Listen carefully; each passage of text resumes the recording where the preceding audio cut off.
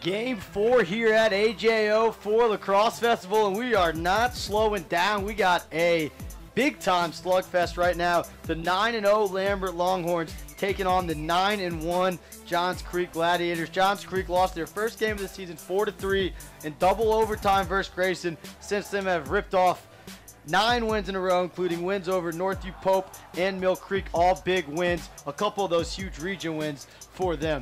I'm Ned Case alongside Henry Zink. Henry, what do you expect to see out of this matchup? Obviously, Lambert comes in the favorite, kind of the premier program in the state of Georgia. Definitely an even matchup. I mean, two very solid teams, both on very big win streaks, but I still think I got to give the edge to Johns Creek. I don't know. I feel like they're playing really good ball right now at this time of the season.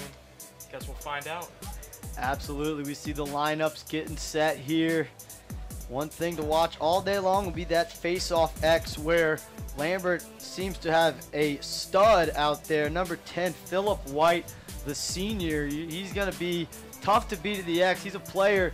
You see him. He's kind of short. He's 5'6", 5'7", maybe about 150, 160 pounds. But he is a beast out there at the face-off dot. Under-recruited, not getting much love right now, but we'll see how that ends up when the season comes over. His other partner in crime here on the wing, number 6, Johnny DiVirgilio.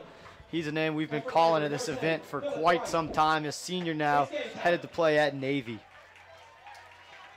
Plenty of guys who will be playing at the next level in this one today. We'll be touching on it all game long, but we're going to start here at the face-off X with White and number 42, Davis Brown.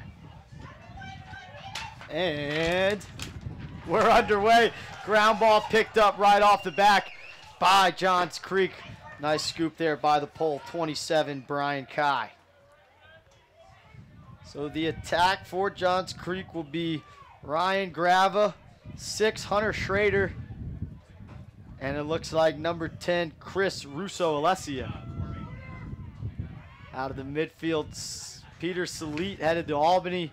Ryan Harkin, who has the ball now, and the senior Trevor Gorst, who handles. Here is Salit, big-time shooter. We see him draw the long pole. Open set here early out of Johns Creek. They're going to slow things down a little bit, I would think. Be very methodical with their offense. Try to keep the ball away from this potent Lambert scoring attack. Hard sweep. I mean, very slow stuff. Sticking to the simple, sticking to the basics. I mean, just some dodges, looking for some open guys before you can take some shots. Salit rolls to his right, nothing there. Now to Harkin. He's got the short stick matchup. And here we go with Harkin on the attack. He throws back to Salit. Salit low to high, and it looked like getting a piece of that was the goalie, number 55 in black, Logan Steele. We'll likely see a couple goalies, or excuse me, more than one goalie per half for Lambert. You just know Johns Creek wants revenge. They lost 12-11 last year against Lambert. Rivalry game, you know they want to win this one. Absolutely, a big rivalry game and big-time coaching matchup here. Mike Ryan for Johns Creek. Rich Wayman, goal for Lambert, but this goal is for Johns Creek. Number 2, Trevor Gorst, with his left hand, rips it to that far pipe. Great shot out in space, finds some open running room and got it off. Just a tough shot to take too when you're going left-handed, going to the opposite side of the cage. Nice job getting his body through that shot, and you saw it earlier there. Lambert was a little bit slow to slide to the dodging midfielders from Johns Creek, and that time Gorst took advantage, sweeping from one side to the other. So 1-0 Johns Creek here, 10:15 to go in this first quarter, and ground ball picked up by Lambert. Nice ground ball. Now going back with it was Christian Rhodes. Rhodes is open in the middle of the field. He turns to see it and just needs to get upfield. He's got an attackman chasing him. Now he does, and that should have been offside, but the ref didn't call it. Very smooth clear there. I mean, not a lot of nervousness, not a lot of jitters on that defense, getting the ball in their sticks, but yeah, nice and clean, and it looks like Lambert's going to try and capitalize on it. So here is Lambert with number 14, Bradley Wayman. He's down the midfield with 19, Ryan Overbay. And looks like 6. Steve Virgilio on the crease. Steve Virgilio's going to pop off the crease. Lambert loves these dodging the alleys, popping guys up top inside the Kane. Great look, couldn't be handled. Ground ball to the goalie. And now Johns Creek will clear. Nice look, middle of the field. Calling for the ball is Salit. They got numbers. He goes ahead. One more cross, but just a second late on that pass. Nice slide by the defense, Jack Hollis. If you're Schrader, you got to get your stick up. You got to be ready for that pass to come in. So 1-0 here, under 9 to go. Johns Creek with the ball. Had the opportunity there, couldn't quite finish in transition. Lucky enough to be joined by Bruce Oswald up here in the booth now. Bruce putting on this great event. And we'll see his son later for Pope in a big one in the finale as they take on Blessed Trinity. But for now, it's Johns Creek and it's Lambert. Trevor Gorst has one already, only tally of the day. And here goes Salit. He's got a short stick matchup. Now they switch the pole on to him. Salit, look inside the Gorst. Had a nice handle, but couldn't quite get it on cage. Good backup there. Credit to Gorst. That pass was really low. I mean, it was at his feet, and he just flicked it.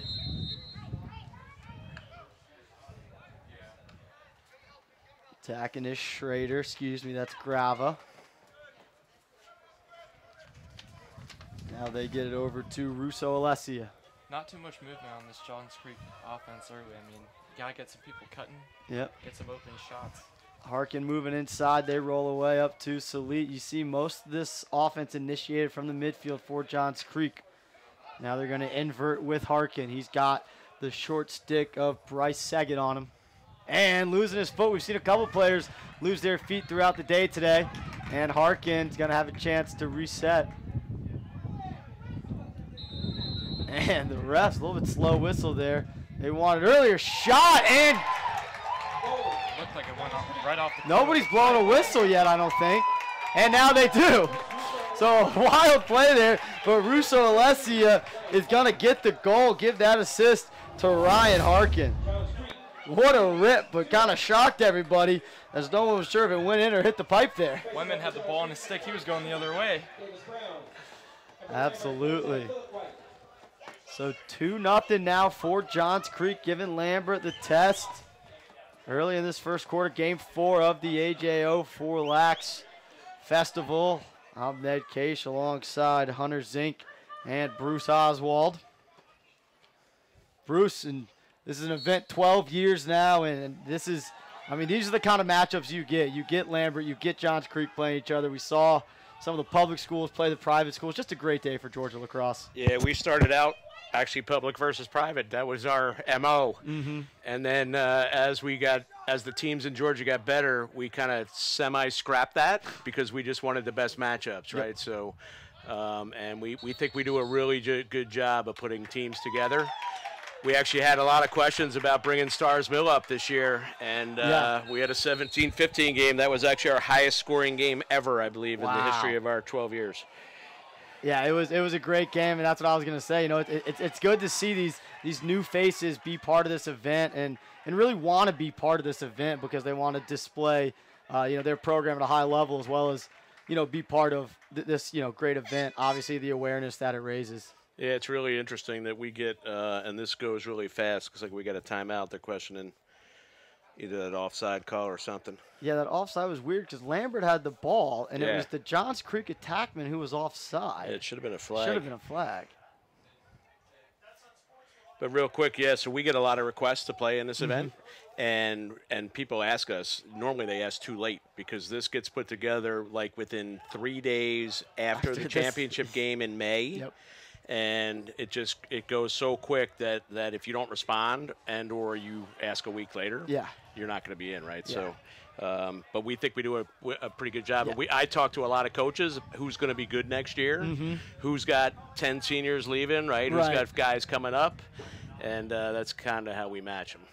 Yep, and we've had great matchups all day. Started with Westminster knocking off Walton Centennial, as Bruce mentioned, 17-15 shootout over Stars Mill. Lasted a little bit of a slower game took down Lovett 10-6 in that last one now, game 4. And we are going to finally, hopefully, have some resolve here. Thank you. I'm not sure exactly what the issue is. It's Johns Creek ball, though. It's kind of surprising. So, Johns Creek does currently hold the ball in their stick, and it's now going to flip. And I can't give a great explanation, so I apologize for that. Again, it all kind of stimulated from that offsides where it looked like one of the Johns Creek attackmen just kind of lost where he was on the field. Yeah, they have not put anybody in the box. So. Yep. So it'll just be 6-on-6, so nothing really comes out of that situation except Lambert will have another chance to play some offense here as Gerard Kane handles. Here is Overbay headed down the alley. Now to Kane, the lefty. Trying to get the shot off. Does. Nice save there. That was 5. Alex Strout with the save, his first of the day.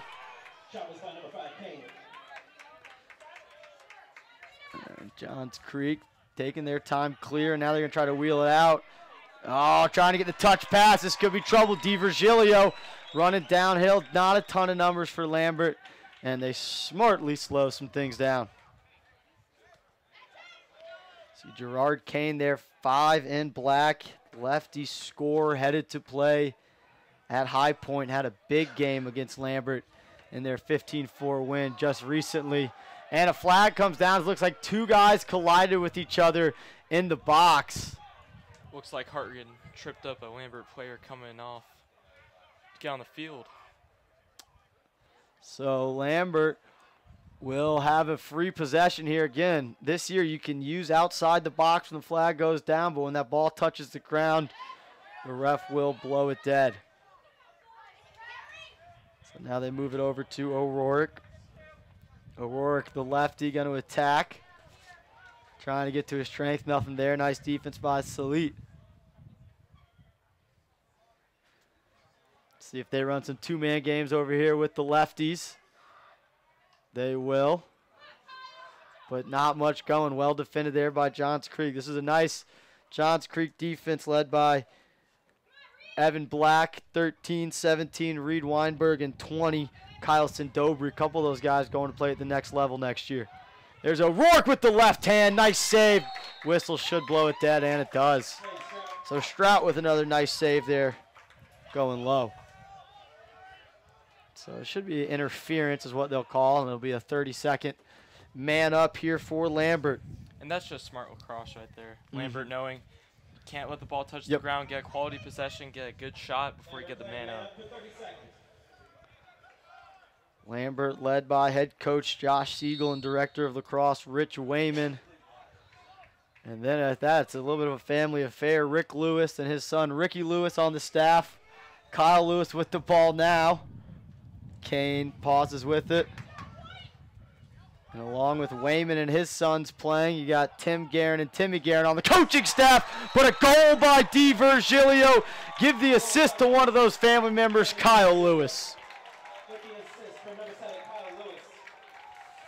DiVirgilio stinging that corner. And I'll tell you what, DiVirgilio is about the same size he was as a freshman, but he's making the exact same impact he did at the varsity level since his freshman year. It just seemed like that on that possession right there. I mean, it was just get another pass, and they got all the way down to GLE, and then great look by Lewis. Yeah, it's a good job reversing the ball there in front of the open guy. And you see that passing, every pass on the stick, making it so easy to make the next one. So White and Brown back at the X here. And White's going to pop it up, but right to the pole. And again, a nice ground ball. And safely there, that was 27, Brian Kai. Almost looked like they were playing hot potato down there. Here goes Weinberg. He draws a flag. So it's going to be a man-up situation. Looks like they're going to get Miller with the slash. So I talked to Coach Ryan pregame, and he told me his attack for Johns Creek was was shorthanded. 21, I believe, is out, right? Salad. Yep. And so Harkin's going to play more attack than midfield. And he mentioned another attackman being out as well. Yeah, not as much depth with this Johns Creek team as we have seen in the past. You know, again, part of that is, you know, with the new school opening, you get big classes to start, and then you kind of get smaller classes. So a little bit different. Salit trying to make a tough skip pass, but the flag's down, so it'll stay with Johns Creek. And that was a good look by Harkin there to the crease. Probably only opportunity was behind the back shot, but a good decision not to shoot, but then a bad pass. And you mentioned Coach Ryan on that Johns Creek sideline. Him and Coach Wayman have had some fantastic battles over the years, not just with Lambert and Johns Creek, but back to when Coach Ryan was over at Northview winning state championships. These guys have been going at it, and two of the best in the state of Georgia. Absolutely. So now man up for Johns Creek. They'll start in the open set. 3 minutes to go here in our opening quarter. The Gladiators lead 2-1. Russo Alessia moves it over to Gorst. Now Harkin, looks like we may get a little bit of a flip play here. 4 comes out of there with it. They're not sure who has it, but nice save by Steele. I honestly didn't know who had it. I mean, holy cow. Nice little fake as Grava came out of there with it, but up to the test was double nickels in black. Brendan Steele in the cage. I actually think Steele was the only guy on the Lambert D that knew who had the ball. He may have been. Excuse me, that's Logan Steele.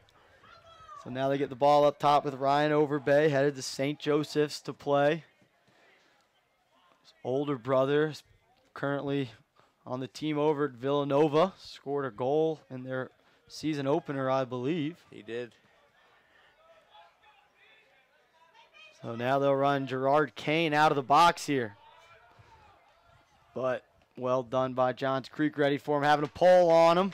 Lewis handles. Kyle Lewis headed to play Division III over at Lynchburg in Lynchburg, Virginia for Coach Kadelka. Nice skip across and good defense there from the knees, feet inside. Goal, Kane. Wayman got knocked down, kept his cool, head up, found the open man inside, and we're tied at 2. And it was all from that pass from Schrader. I mean, he was running away, run downhill really fast, and he got off his back foot, and there you go, another goal. Absolutely. Kane, his first of the day. Yeah, and that's Kane's bread and butter. Excuse me, he's got great hands and a quick release, and you're not going to stop him from 7 yards out. So back to the X. It's been Phillip White and Davis Brown. Both have had success. Johns Creek doing a nice job against this face-off team out of Lambert that always seems to have success. Christian Rhodes here on the wing. And White kicks it out. They're going to call holding on Johns Creek. So it'll be Lambert ball, and Peyton Miller will work to come and get it. Rhodes now moves it along to Cameron Story.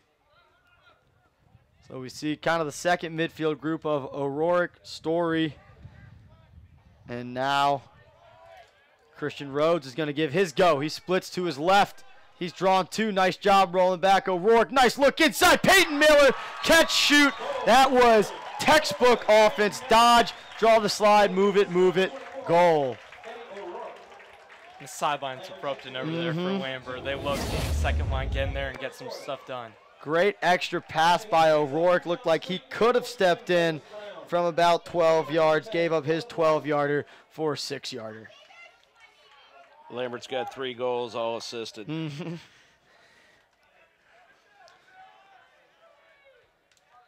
1:10 to go here in our opening quarter. 2-0 Johns Creek jumped out. Lambert now on a 3-0 run.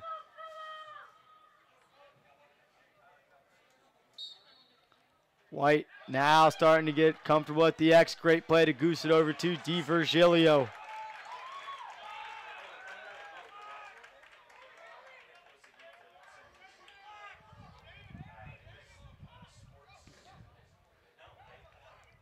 We mentioned towards the end of our last game, this could be the biggest in-state test here for Lambert so far this year.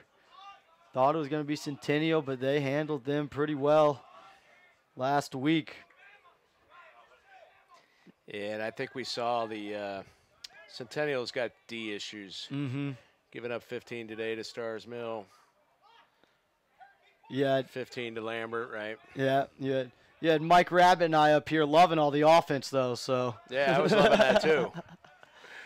So here they go with the pass down, pick down with Kane, trying to get the switch on the short stick. Lewis, they ran the same pick on the other side, and that was easy. It could have been Lewis shooting. It could have been Kane shooting. But again, you talk about all these assisted goals. They are so unselfish over there at Lambert. That's a nice little no-look pass from Kane, too. So Kane now 1-1, and Lewis now 1-1. So Brown and White back at the X. 13.9 to go here. So short time. See if either one of these face-off guys can pop it their way and create some offense.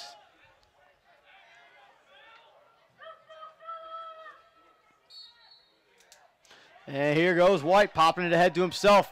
Early slide, Miller to Lewis. Lewis up high, too easy, and that took less than 7 seconds. That was just fundamentals right there. I Absolutely. mean, White going down the alley, I mean, finds a wide open man, extra pass. You can't draw it up any better than that. Yeah. Miller to Lewis. Johns Creek can't let that face-off go forward with 14 seconds left in the quarter. So entering into today, Lambert is 22-4 at neutral site games. Wow. And they won 2 of them this season, beating Northwest Guilford and Lake Norman, both out of North Carolina at the King of the Spring event. I believe they played over at Duke's Turf Field. Again, they're going to have a chance. Man, White has gotten comfortable on that face-off X the last few. And they are keeping Johns Creek on their toes. They just cannot get a break. They need a switch, they need a slide, and make the right plays. And hopefully this quarter break will allow the coaching staff to get onto them, adjust their game plan, and get something moving for the second quarter. Johns Creek jumped up 2-0, but Lambert quickly responded with a 5-0 run and take their 5-2 lead into the second quarter here at Game 4 of the AJO4 Lacrosse Festival here at Pope High School. We'll be back on Lacrosse Fire TV right after this.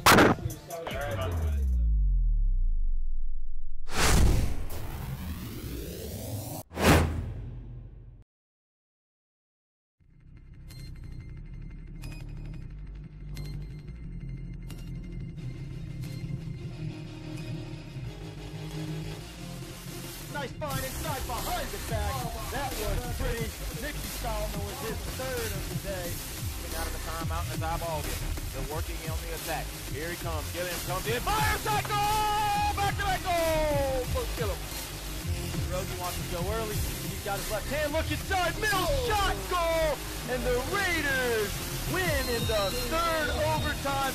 And the Titans was cleared. Pull it up and put it into the box. Makes these people gonna go all the way. Attack right in front. Save their goal. You talked him up. There it is. I was going to say he's going to get another one before this is over.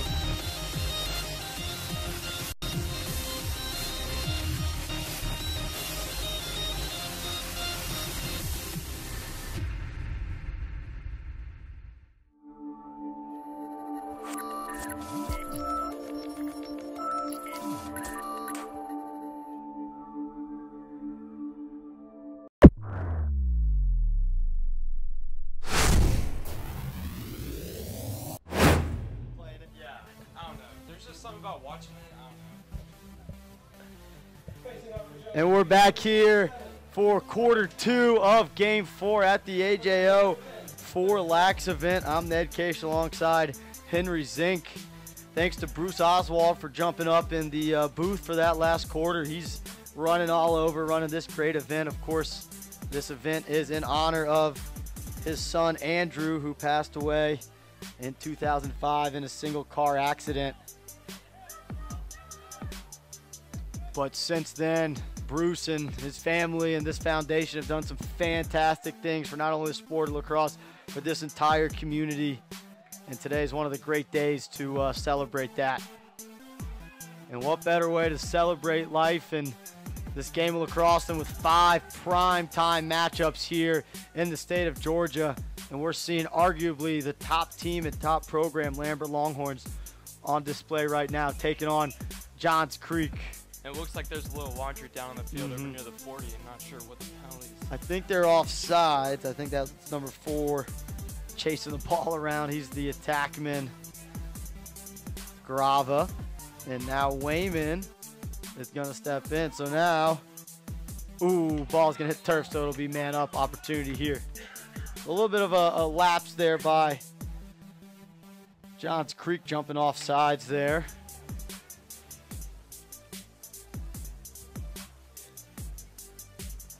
And can I just say that, my goodness, White has won almost every face-off this game and given Lambert all these possessions to score. Yep, and that's the thing. It's these Lambert teams. You gotta be sure to take advantage when you got the ball, because you know they will. So starting here in the 3-3, DiVirgilio plays catch with Overbay. Now over to Kane. Wayman's going to roll off behind the goal, see if they start a wheel. And they're just going to seal slip by DiVirgilio. Shot just a little bit high. And it's going to stay down here. Nice hustle there by Wayman to win that race to the sideline. So it looked like it was going to be a pick with a shooter floating over the top, but DiVirgilio just slipped that pick. Overbay, overhand, high to low, put it in the corner. Give Lambert another one. That's 6 in a row for the Longhorns. Nothing fancy. Just going over the top, fundamentals, strength in his shot. Gotta love it. Overbay gets his first of the game. Stepping in on, they caught it, stepped in about 5 yards, said no one's going to play me. I'll camera it home.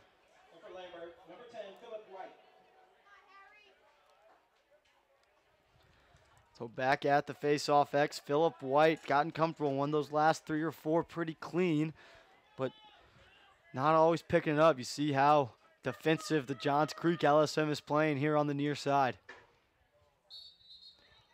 And movement there by White. It looked like black jump, but they got White moving. So another possession here for Lambert, looking to make it 7 in a row.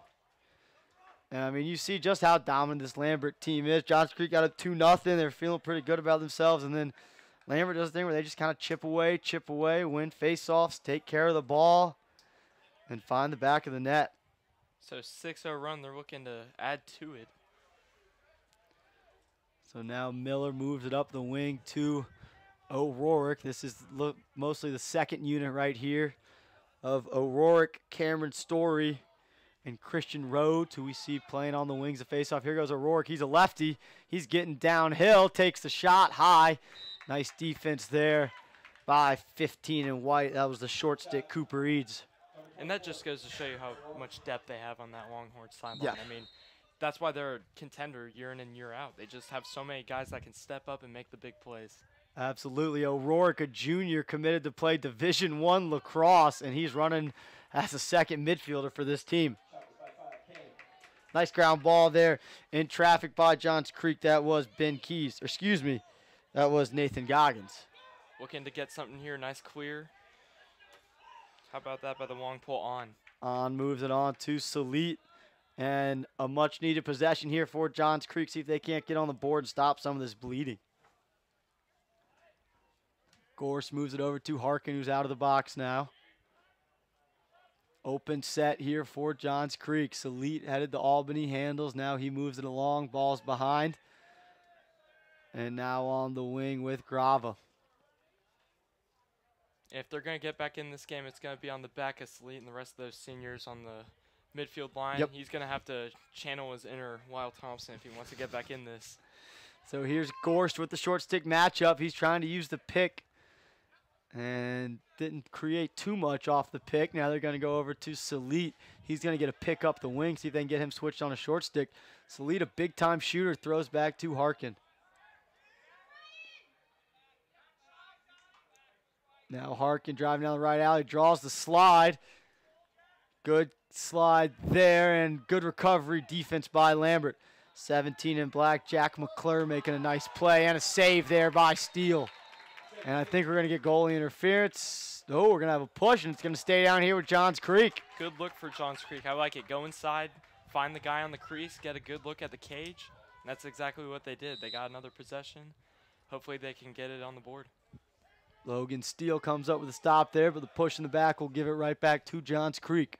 Here we go with some pass down, pick down action on the wing. They run it to both sides, not too much happening.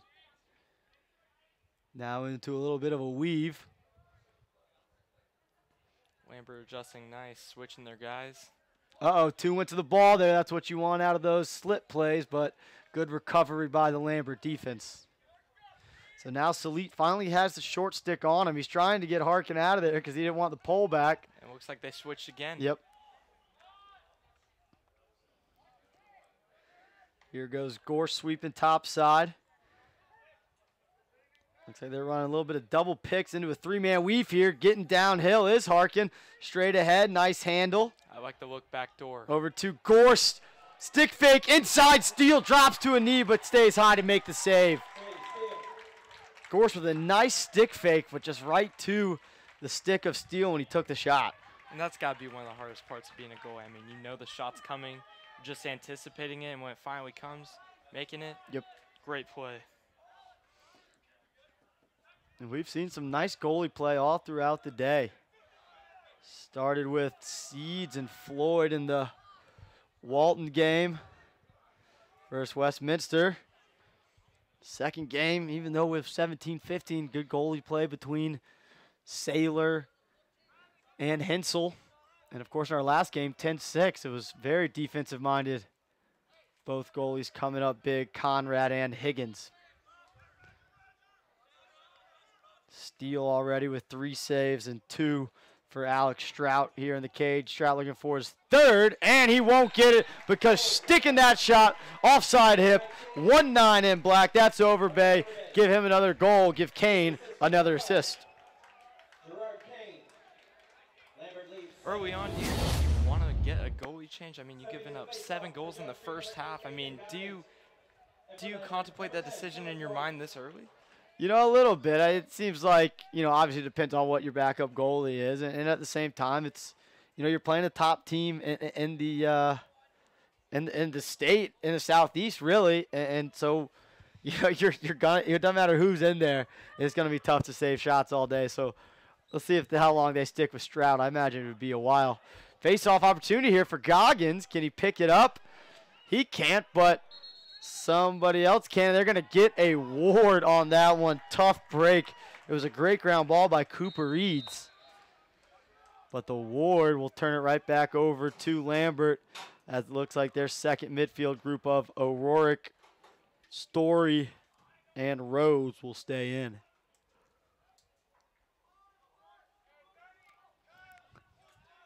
Here's Story with it. He's going to move it along to Kane. Under 6 to go here in our second quarter. O'Rourke has the short stick of Salit.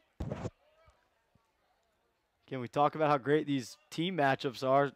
Salit versus O'Rourke's a pair of Division I midfielders matched up against each other. So not only is it great team matchups, great coaching, but a lot of great individual matchups. We can get nice little flip. Lewis over to Kane. Kane's going to step in and just miss Cage. That's just too easy. When you're playing on the defensive side of the ball, you just can't let someone step up and shoot like that with about 5 feet in front of you. You got to stay on tight. You got to bombard them until they get rid of the ball.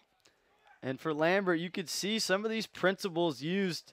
That's a goal. Gerard Kane just coming around to a strong hand. Easy finish going down low. He beats, Sindobri topside for the goal. And Strout sitting in his own crease, just putting his hands over his head. I believe they call that the Cobra, but just hate to see that. I mean, playing a really good team, but at the same time, you've given up 8 goals. Yeah, absolutely.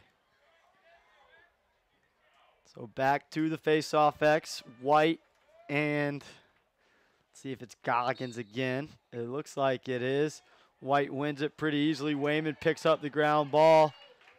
And Lambert will touch in the box and once again have a good possession here.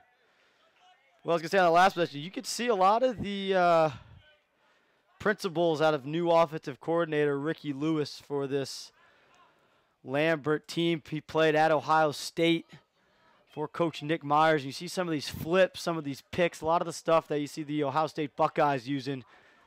That's what this Lambert team's using a lot of. Down the alley, drawing the slide, throw back, one more pass, looking to attack, but inside, ooh, off the stick of Miller. He was ready to make a play before he caught it. Weinberg with a tough ground ball, but a great ride there. Miller atoning for his drop. And DiVirgilio is going to pick it up and slow things down here. 4.5 to go. There was a good no call on that sideline. Not getting too touchy with the calls, just letting them play. Wayman handles now over to Kane. And they're so patient with the ball, unselfish, they just want to win. It's not about scoring or getting in the stat column. It's just about winning the game. And there it is. Dodge, draw the slide, one more. Inside Miller. Almost a second just like that, but bounce this one just a little bit high. But I mean, a lot of guys will take that shot, but he has the presence of mind to look over the top, find the guy in the crease, and get an even better look at the cage. And that's just, talk about how well coached this program is. Dodge, move that ball twice before anybody's taking a shot. Sometimes it's to the other side. Sometimes the second pass is inside like that one. Kane gets again to 5 and 5. Top side, low to low. Too easy for Gerard Kane. He's got 4 already. Excuse me, that's his 3rd. Almost like he's backing him down into the pick. Just waiting to get that shot, and then he lets it rip. So now a 9-0 run for Lambert after going down 2-0. And again, of those 9 goals, 6 of them assisted.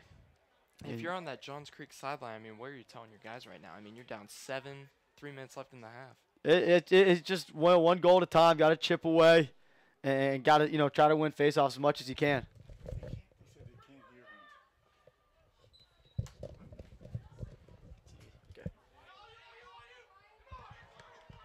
Ball is on the turf, and Gerard Kane rides and picks it back up. That's pretty much summed up the first half. I mean, Lambert getting all these ground balls. And we're going to have a timeout called by Lambert. 3.5 to go here before the half. The score 9-2. Longhorns lead. We'll be back with more coverage of AJO4LAX here on the Crossfire TV.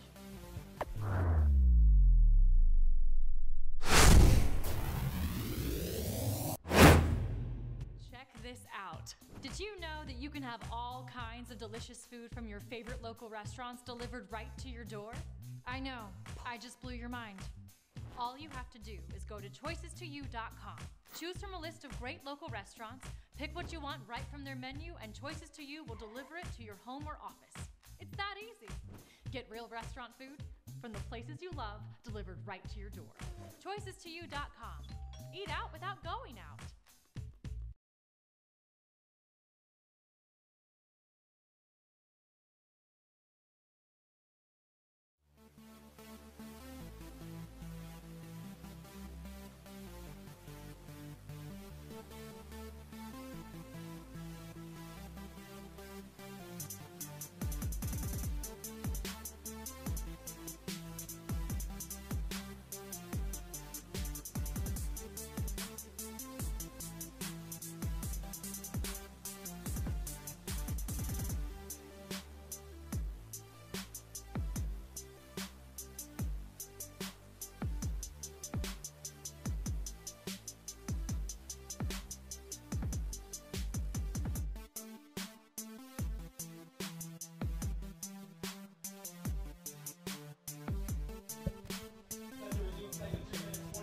And we're back here with 3:29 to go before the halftime break. Lambert leading Johns Creek 9-2. Coming out of the timeout, we'll see what Lambert has in store. They got their second midfield group of O'Rourke, Story, and Rhodes in. A little bit of a 1-4 look here. We'll see if we see some wing picks. And it's going to be a flip. Ball couldn't quite be handled by Lewis. He takes a big whack on the back. Nothing doing. What about that spin move? Holy cow. Guy's defender on a pair of skates. Kyle Lewis, we mentioned, headed to Lynchburg College. Division III powerhouse, playing in the ODAC. Mentioned had a player in our last game headed to Roanoke. Cameron Story split left to right. Looks straight ahead to Kane. Kane doesn't feed the first cutter, and now he'll slow things down.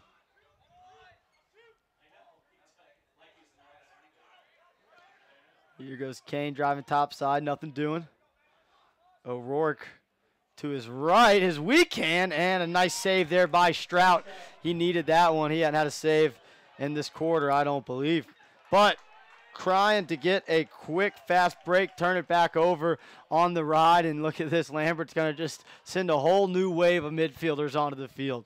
Everybody's getting touches today, huh? You don't see a lot of teams with that much depth where you can just kind of middle possession, bring one group out, put another group in, and create just as good of scoring opportunities. And that just goes to show you how much Sagal has trust in each and every one of the guys on that sideline with a ball in their stick. I mean, not a lot of coaches have that power. No doubt about it. So a little bit of a 2-3-1 here. Di Virgilio, the midfielder on the crease. We'll see if he pops off once a dodge is initiated. Here's Wayman, son of director of lacrosse Rich Wayman. He's got a younger brother, Brendan Wayman, 32 in black, one of the goalies. But here is Bradley sweeping to his right, fakes the throwback, driving down the alley. He's not getting a slide. He's going to roll back to the middle of the field, now back to his right hand, and moves it along to Miller. Miller, nice strong take, straight ahead, Lewis. And I think that shot may have been deflected before it got to the goal. 1:07 to go here in our second quarter, and we're going to get a timeout called here. I believe it was called by Johns Creek on the defensive side. Again, Johns Creek led by head coach Joey Matthews, assisted by director of lacrosse Mike Ryan and Jimmy Harkin. And this is a Johns Creek team we mentioned 9-1, having won 9 in a row after dropping their season opener in double overtime. Back at Pope, where who they lost to, in the playoffs last year, 10-9 in the second round. So Johns Creek looking to bounce back from that. 5-0 in Area 6. They have a big one coming up with North Gwinnett here in a few weeks. That will probably, determine who's going to win that area. Unfortunate for the loser of that game, may have to be traveling to Lambert in the second round. So that's going to be a great game. And, again, all these games are great because none of them are region games on a Saturday like this. So none of them really matter at all towards your playoff implications. But you're playing teams and teams of the same skill level that you're going to see come playoff time. And I think it's pretty cool that you get to see a lot of these guys that are going to colleges all across the nation. They might play against each other at the collegiate level, but they're playing against each other now at the high school level, which is pretty cool. Absolutely. And a lot of these guys playing summer lacrosse together for all different clubs. Of course, Thunder, one of the big presenting sponsors at today's AJO4 Lacrosse Fest. Again, Lacrosse Festival to benefit the Andrew Oswald Memorial Fund. We were lucky enough to have Bruce Oswald on this broadcast in that first quarter, telling us a little bit more about this great event, now in its 12th year.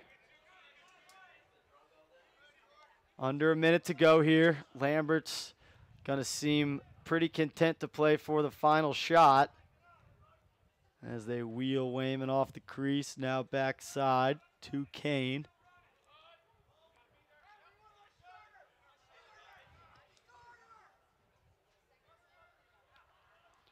So we'll see if they go with this kind of flip play to a backside seal that we've seen them run a couple times in this second quarter. They're just going to run a little pass down, pick down, but they seal the backside. Lewis handles a low pass. Nice hitch, middle of the field. Overhand to the bottom corner.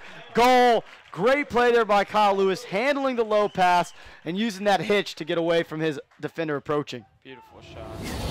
Can't draw it up better. I mean, there's so many people that are getting open for shots. It just so happens that he was the one that got it. But holy cow, 10 points in the first half, and there's still 17 seconds left. So 17.9 on the clock. And again, with how fast White can pinch and pop, they scored in 7 seconds earlier. So there's a potential 2 more goals on the board for Lambert if things go their way. You see both long sticks on this near side wing, taking defensive positions out of the draw. Davis Brown holds him up briefly, but we're going to have a hold, and it's going to go to Lambert. So 12.6 on the clock. Lambert's going to have a chance They need to recognize the time and get it to somebody who can get things going. Bad pass, Elite handles. 3, 2. They need to put something on Cage if they want it to count. And they get the shot off. Not on Cage. Way over the netting. Dangerous. Everybody's okay, though. And that'll take us to our halftime break with the score. Lambert 10, Johns Creek 2. Game 4 of the AJO4LAX Fest. Headed to halftime. We'll be back with second half coverage just about 8 minutes.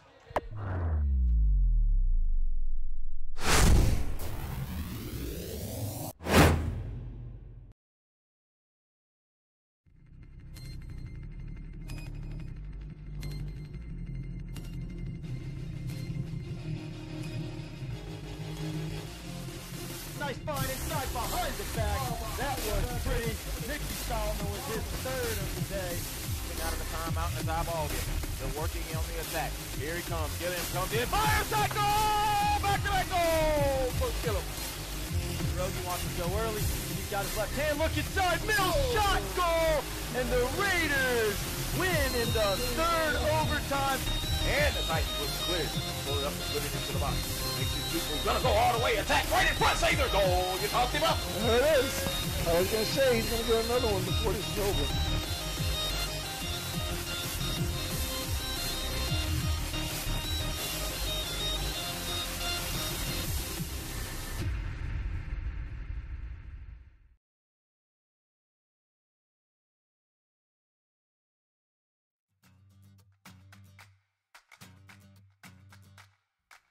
Hi, my name is Tom Voris. I'm the president of Choices to You. We are your local restaurant delivery service. We work here in Suwanee. We cover all of Gwinnett and North Fulton and are currently working our way up into Flowery Branch and Brazelton. We work on doing everything on a personal level. We have customer service, people that can be reached right in our office, live, during our business hours, be spoken to. What makes our drivers stand out from other delivery companies is first, they always have a shirt or a name tag that has the Choices to You logo on it. Secondly, all of our drivers carry insulated bags so that your food is picked up at the restaurant, kept nice and hot and fresh, and delivered right to your home or your office. Choices to You is very involved in the community. We work with many foundations that help adults with disabilities, children with disabilities. We offer you a large variety of choices to choose from, whether you are looking to have wings, burgers, pasta, Chinese, Thai food, sushi. We offer just about everything there is. We'd like to invite you to learn more about our service and hopefully become a regular customer. Download the app or go to choicestouYou.com. Choices to You. Eat out without going out.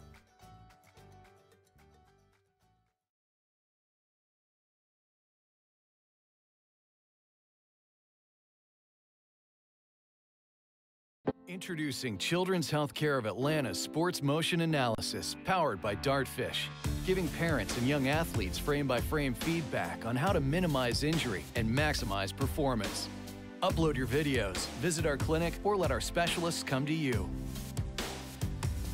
No matter the sport you play, Children's helps young athletes take their game to the next level.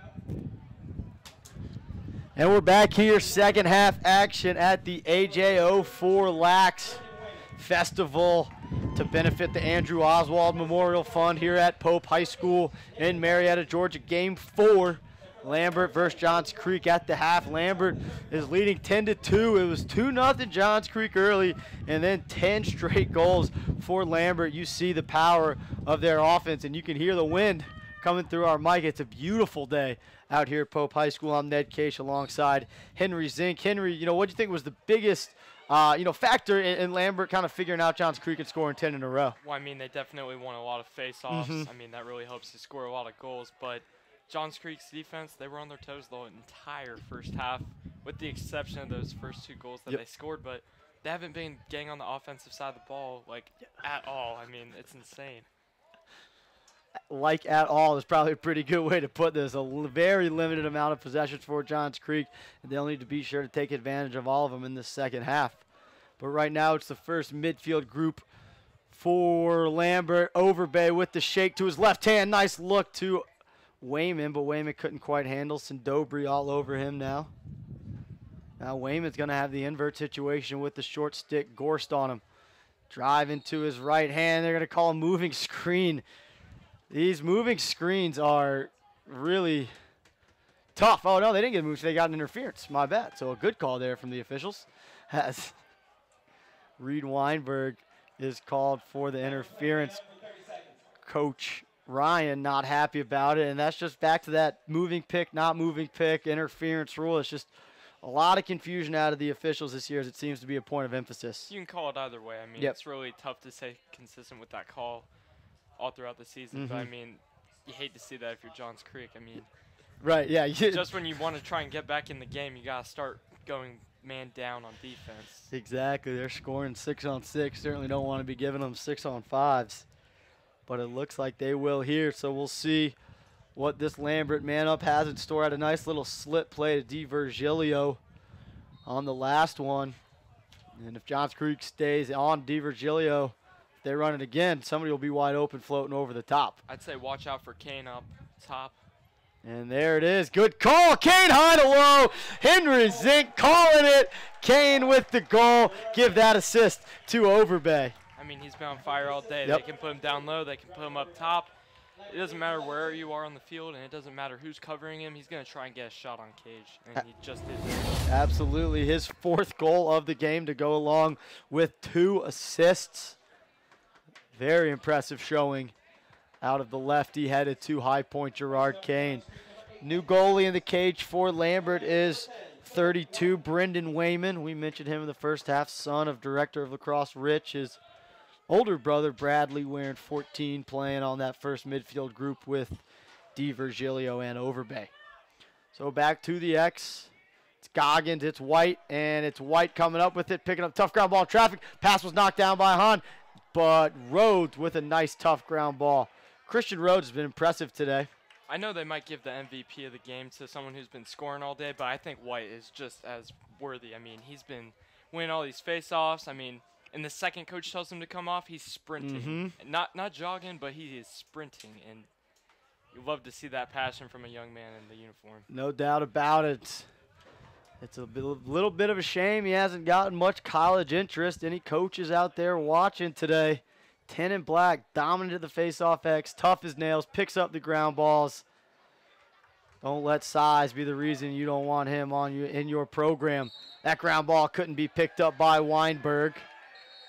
And, we got 2 balls in play. That's what you truly call the hidden ball trick, but they'll decide again. There's still confusion. There it is. So Peyton Miller will restart it. 1 ball in play this time on the restart. Cameron Story, a little bit of a limp, headed over to the sideline. It looks like ready to check in for him is number 1, Tanner Overbay. Another Overbay. 1 to Villanova right now. 1 at Villanova, 1 headed to St. Joseph's.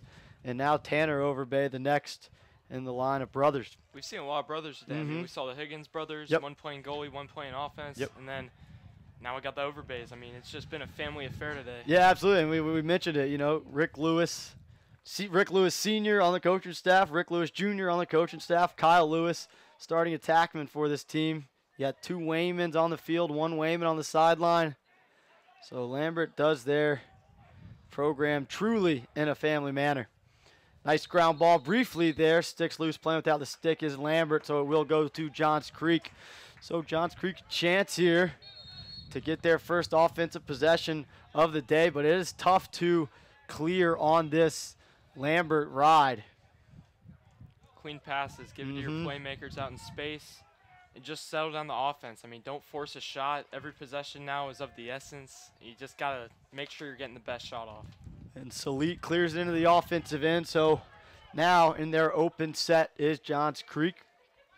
As Salit's going to shallow through, Harkin getting down the alley, draws the slide, moves it once. They fake it inside. Now they move it to the backside. Good choice by Harkin to keep the ball moving. He was thinking about shooting it there, and he kept it going in the circle.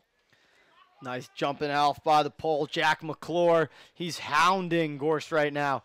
Gorst looking to try to get this pass off, find the help. He does find help in the attackman, Russo Alessia. They'll give it back up to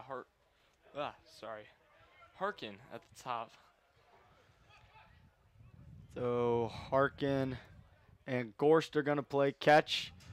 Be ready for a sweep and a pop. There's the sweep, but a hard check right on the hands. Donovan Lilly jars the ball loose. Gorst loses his footing, and Lambert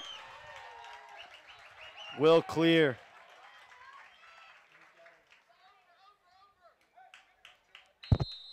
You know Gorst wants that one back. Could have been a huge momentum changer in this game. Middle of the third. Plenty of time left to score 8 goals, but if you can't get the ball down in your own paint, I mean, you can't really do much. McClure, nice clear there, walking the dog to keep the stick away from the pursuing Harkin, or excuse me, the pursuing Schrader.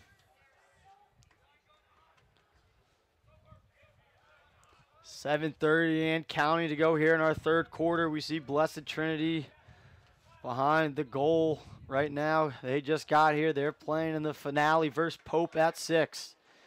It'll be a good one. Wayman with a nice dodge feed. Couldn't quite be handled by Miller. And nice ground ball there by Weinberg. Rolling away from pressure. DiVirgilio and Miller putting pressure up front. Ball couldn't be handled. And again, that ride from Lambert is tenacious. And when you have guys riding like that, I mean, you're going to get the ball back in a hurry. And I don't know. I've never seen a game so dominant. Like, Lambert's legit. Absolutely. I mean, there's a reason they are continuously a top team in the state champions in 2011, 2012, 2016. Been to plenty of other championships or semifinals. The school that opened just back in 2010.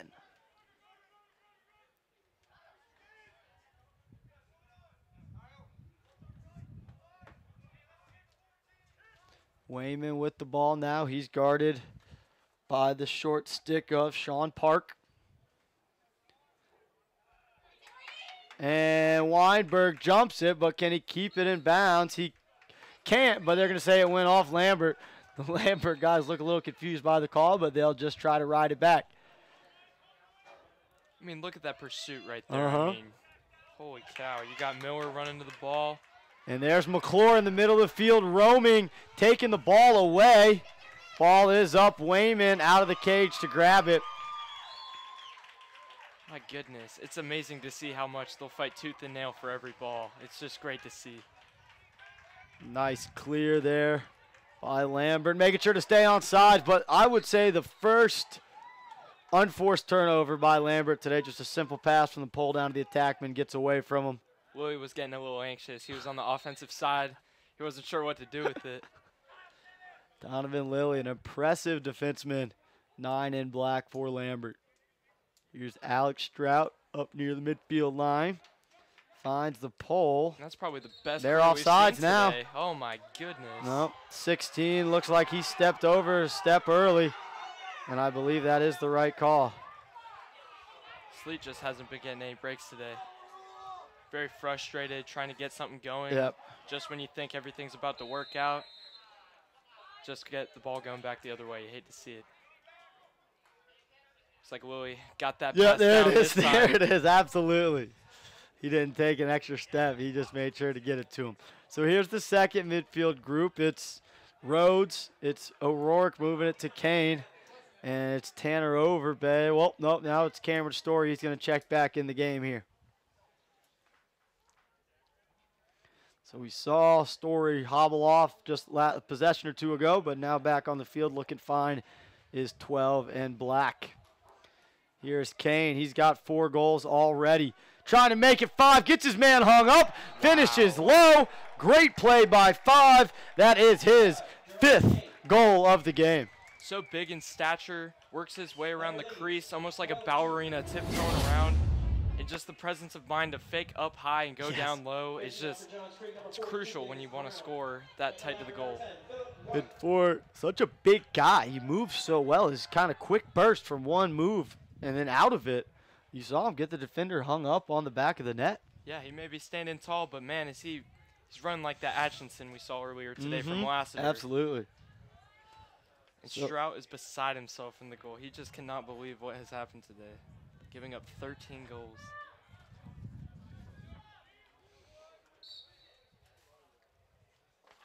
And another face-off win for White. Holy White cow. pushing down the middle of the field. He's going to have a chance to score. Bounces it up high. And the backup there by the new attackman in the game, number 34. Stop me if you've heard this name on attack before. Quinn O'Donnell. Same name as the lefty for Loveland. Had a nice afternoon today. This shot by O'Donnell is wide. He came in the game ready to contribute, but just misses a little bit with no backup. So they get the ball to Salit. And now he's going to put on the burner to try to run through the attack, and does.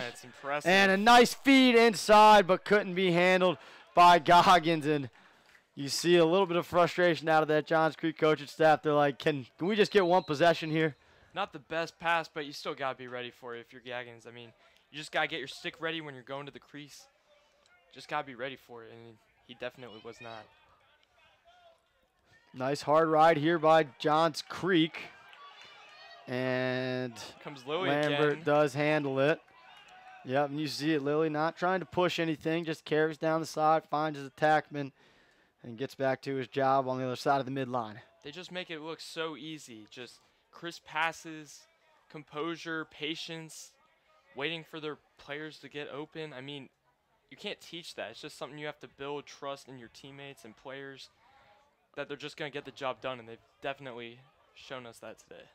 And it starts with their youth program over there at Lambert. They got guys out there 8, 9, 10 years old starting up. So by the time they're freshmen in high school, they've been playing for 4, 5, 6 years. They know some of the nuances that not everybody may know because of the way they've been coached. Nice move. Better save.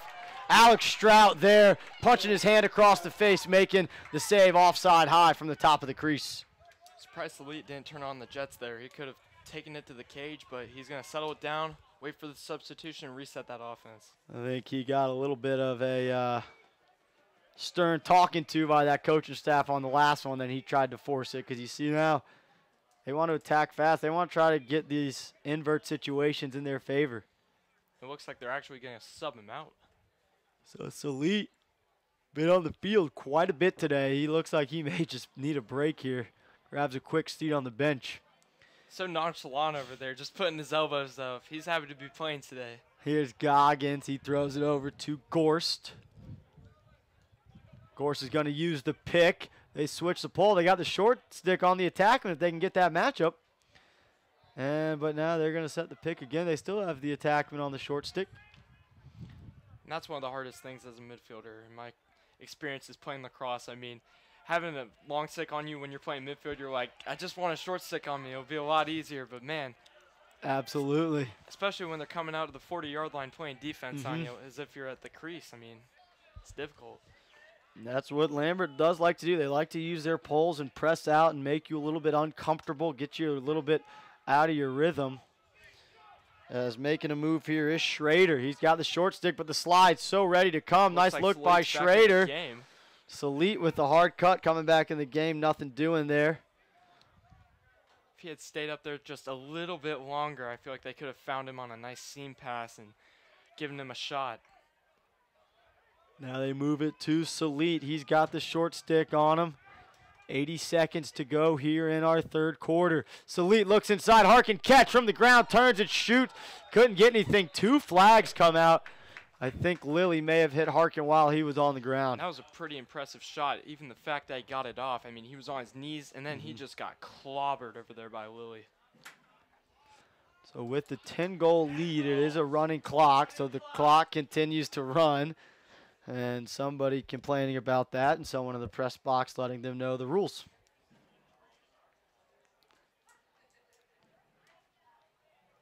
This is probably the longest possession now that there's a running clock that Johns Creek has had in a while.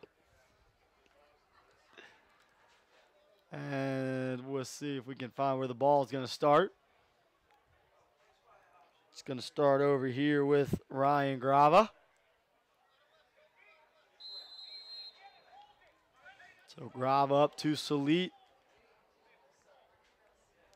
And it looks like Johns Creek's going to hold to start the fourth quarter with possession and a man up. So they'll just run this clock out, keep the ball on the stick. Again, we talk about how well coached both these teams are. You see it right here, just a simple way of knowing how to close a quarter. It's almost like closing out a basketball game. Yep. Basketball game, just dribbling out the ball, holding on to it, and just standing around. So Johns Creek will start the fourth quarter with the ball and man up, but down 12. They'll be looking for some way to spark a little energy here in the fourth quarter on the Crossfire TV's coverage of the 12th annual AJO4LAX Lacrosse Festival.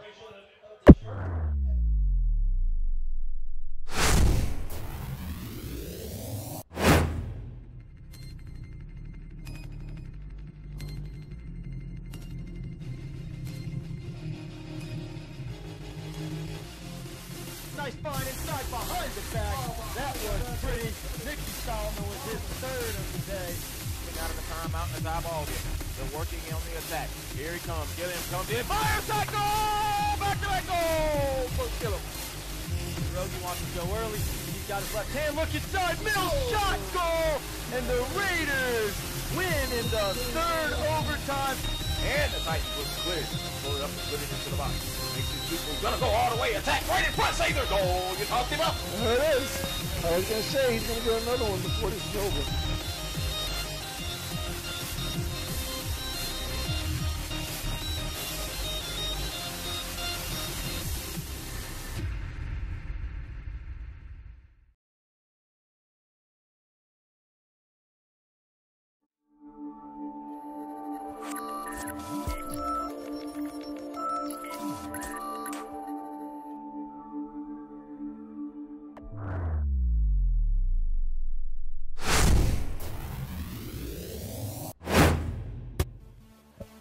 And we're back, fourth quarter action, game 4, AJO4 Lacrosse Classic, Lacrosse Festival to benefit the Andrew Oswald Memorial Fund. We're here at Pope High School in Marietta, Georgia. Man up, a little bit of a hidden ball trick.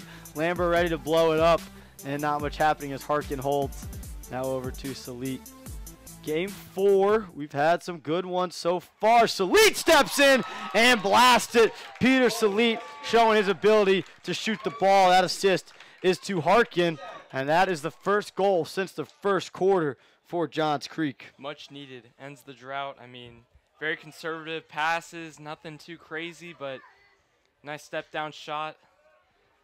Gotta like it. Hits the top corner. Yeah, Salit, I mean, he's a lethal shooter from the midfield, one of, I would say, the better ones in this state, and you saw it on display there, hands-free, even from 14 yards.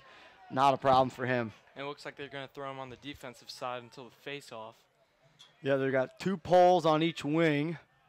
So he's going to be down there on the defensive side guarding Peyton Miller. Looks like he's chirping away with them, talking a little trash and right now. Now it's a 3-on-2 as they've got locked off Miller. That's fine. White will come down and score if you don't want to slide to him. Back to a 10-goal lead as Phillip White gets his first of the day. We were talking about earlier, colleges. Start looking at this kid. Yeah. I mean, he just showed you why. I mean, he can run downhill in a hurry. I mean, this kid's probably got a fast 40. I mean, he's facing off, playing his heart out, and I don't think he's getting enough respect. But, yeah, shout out to Phillip White. No doubt about it. Game. He was a first-team All-State selection last year as a face-off guy. in his junior year, his first year on varsity, now a senior, continuing to dominate. And it just shows you kind of about this program. You know, talking to Coach Wayman, he didn't really know what he had in Philip White until Philip got up to the varsity and started taking draws and going and playing in these summer tournaments against some top competition in the country. And boy, did Coach Wayman and Lambert find a gem in 10 and black. So now it's back to the first midfield group of DiVirgilio, Overbay, and Wayman. That's Bradley Wayman, now a senior. It's almost like Lewis kind of became a little quiet since that first half. He hasn't really gotten enough touches. I mean, he hasn't really taken a lot of shots since. Kane, high to high, just missed. But Gerard Kane's just been doing all the scoring for that attack group. He's got 5 goals, 2 assists. Kyle Lewis, 3 goals, 1 assist. But as you mentioned, quiet so far in the second half. Peyton Miller with the ball now has a goal and an assist, looking to add to his total up top. DiVirgilio, nice split dodge, but on with a good approach. Got the stick out in front, jarred the ball loose, but DiVirgilio comes back up with it.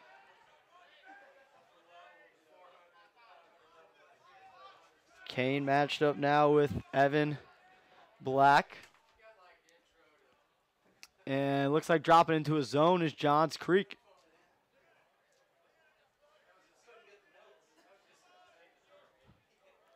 Nothing's going to change for Lambert. I think they're going to continue to run their 6-on-6 offense. Wayman wide open. I think hit Kane in front. That should be a flag. It is. Kane finished it. I don't think that goal is going to count. But Wayman got popped way high. I don't know. It may have been 13 and White who got him. But nice little fist pound there between Wayman and Black saying, hey, you know, my bad. I mean, it's just caught you a little high. It's one thing to do a little check. I mean, I know you're down 10, but I don't know. You got to be a little, like, I don't know. There's a fine balance. Yeah. I feel like he crossed it. Yeah, he just got him a little high. But again, we saw that sportsmanship there as Black saying, hey, I'm not trying to cheap shot you, just trying to keep playing hard, and got you a little high.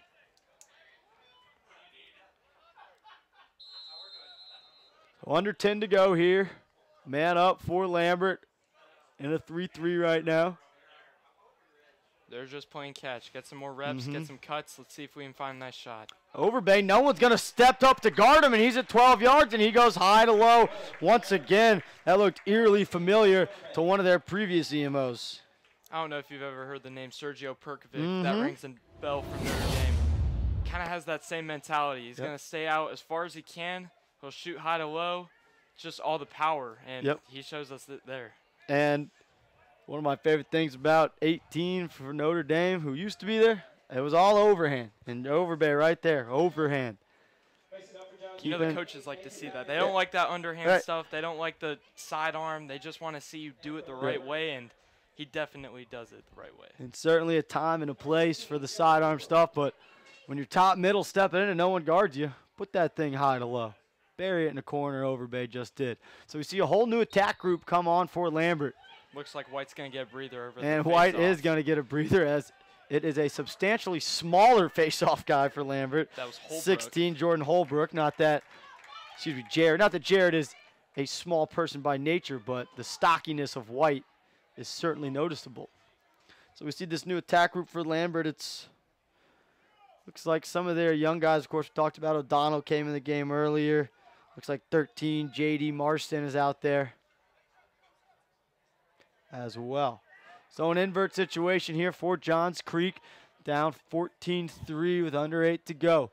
Looks like they're going to try and go one-on-one. Harkin drives, good defense there. And he still had the ball in his stick. Holy cow. I'm not sure what that call was. If it was an interference, it should have been a flag since Johns Creek still had the ball unless that ball hit the ground. So here they go again, inverting the 2 short sticks, trying to get these guys uncomfortable behind the cage. Keep an eye out for Elise up at the top left of the box. Nice stick there. And getting the ball to Wayman was 18, Mitch Ganote. Wayman, nice overpass to Lilly. Lilly. He could have taken that to the cage. I don't think he wanted to. He knows he could have, but again, just the smart play up by 10, run through some offense, get some different guys in. That was almost going to be a shot from 31, Will Mangold. He kind of freaked himself out, I think. It was indecisive and ended up just kind of squirting that ball out of his stick. Timeout is called by Lambert with 6:30 to go here in the fourth quarter. We'll take this break with them here on the Crossfire TV. Last 6 minutes, fourth quarter, game 4, coming up right after this.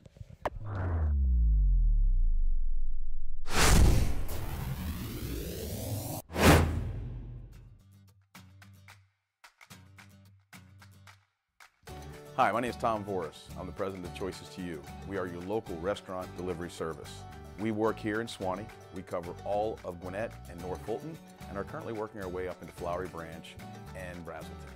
We work on doing everything on a personal level. We have customer service, people that can be reached right in our office, live, during our business hours to be spoken to. What makes our drivers stand out from other delivery companies is first, they always have a shirt or a name tag that has the Choices to You logo on it.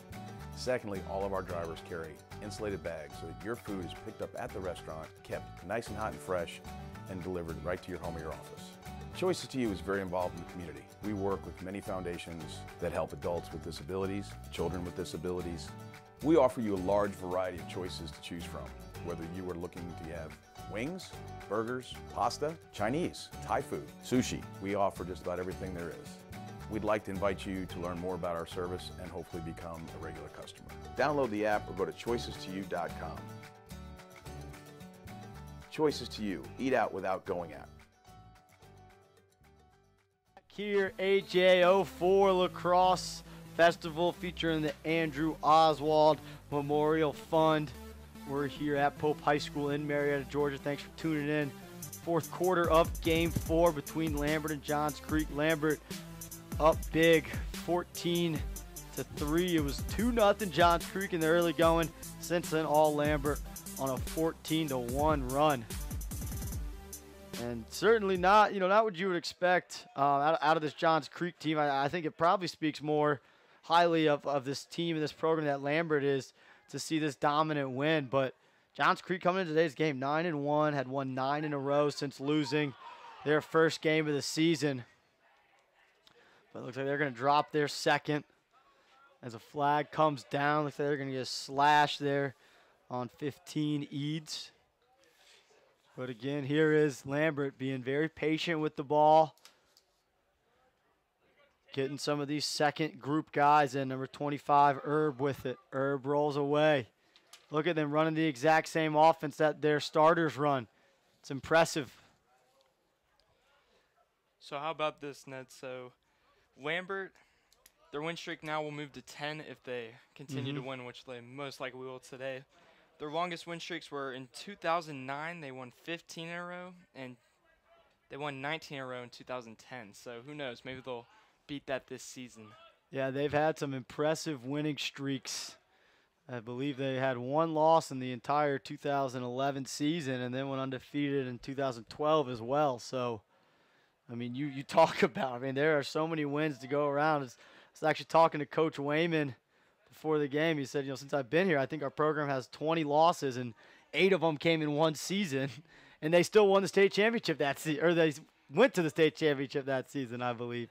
So, when you're 63-4 against region opponents, I think you're going to be a pretty lethal weapon in your region, and you're going to go to the state championship a lot. So you like to see that. Very consistent. Not a lot of high schools can do that in this day and age. Absolutely. And how about this? The flag went down like a minute or two ago. And again, the whistle blows when the ball hits the ground. And you see Lambert's got their second unit guys in. Ball handling, not an issue. Ball has stayed off the turf. Nobody's forced anything. Just playing catch. Yep. It's as simple as that. They're making nice passes. They're making the right moves. And they're moving around still. They know what to do. They're not just running on the field with their heads cut off, Absolutely.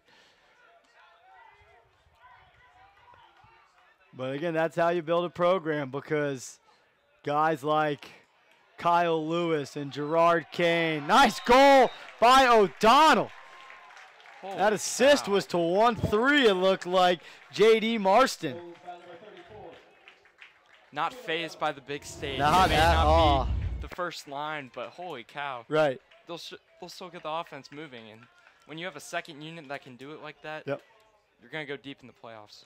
And again, we talk, guys like Gerard Kane and Wayman and Donovan Lilly down on defense. These are all guys who were in this same spot where they were getting these reps late in games, and they had to show the coaching staff they were trustworthy. They could do what you were asking them to do, and I would say that young group did just that. And they're making, like you said, they're making the most of it, and every little rep counts. I mean, it doesn't sound like it does, but it just gives some of these guys 100%. a bunch of confidence just moving forward, knowing why they're working to stay on the varsity squad. They want to get into this position their senior and junior years. No doubt about it, and it does look like Lambert put their first group back in, though. Looks like White, the workhorse, coming back out to the face-off. Oh, it's man up. That's why their first unit's out there. We're going to have a 6-on-4 coming out of this face-off. So I think it's Brown taking the face-off, and he's going to be stuck out there alone. Excuse me, it's Goggins. White flips it right over to DiVirgilio. White will pop out. Wayman will come on, and we'll be 6-on-4 here for, I believe, a minute. I think those were both slashing calls. And we're just around the 2-minute point. They're up by they're up by 12, sorry. Yep, so no need to keep it in, up 12. Lewis, good ball movement. DiVirgilio, just like the man up in the first half. Lewis to DiVirgilio. That's goal number 2 of the game for Johnny D. Lewis with his second assist. Makes it look so easy. Holy cow. I mean, he's so small in stature, but he just gets around the crease, finds an opening, and he puts in the top right. And he, pound for pound, is as tough as it gets. He can bring unbelievable velocity with that shot. He does the small things, picking up ground balls, playing defense. Tell you, DiVirgilio has been an extremely fun player to watch in the state of Georgia. Excited to see what he can do at the Naval Academy. 15-3 our score, clock running, a minute to go here. Our last game will face off at 6 o'clock. It'll be the host, Pope High School, taking on Blessed Trinity.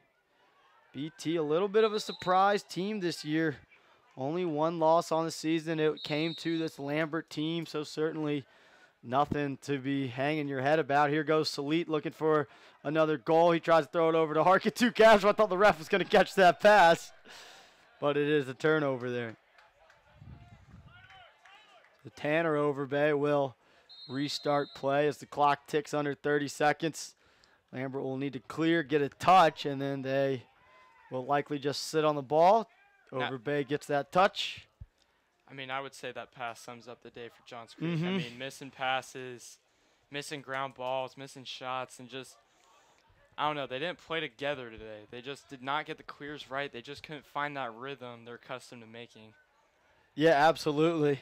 And we see Bruce Oswald and his wife come out for the MVP picture. I have to imagine it's going to be Gerard Kane. He finished today with 5 goals and 2 assists for Lambert. He was absolutely dominant. Some other guys putting in good numbers for Lambert. Kyle Lewis, 3 goals, 2 assists. Ryan Overbay, 3 goals, 1 assist. Even Quinn O'Donnell got in the scoring column. 1 for Miller, 1 for White, 2 for DiVirgilio. Tons of assists to go around for this Lambert team.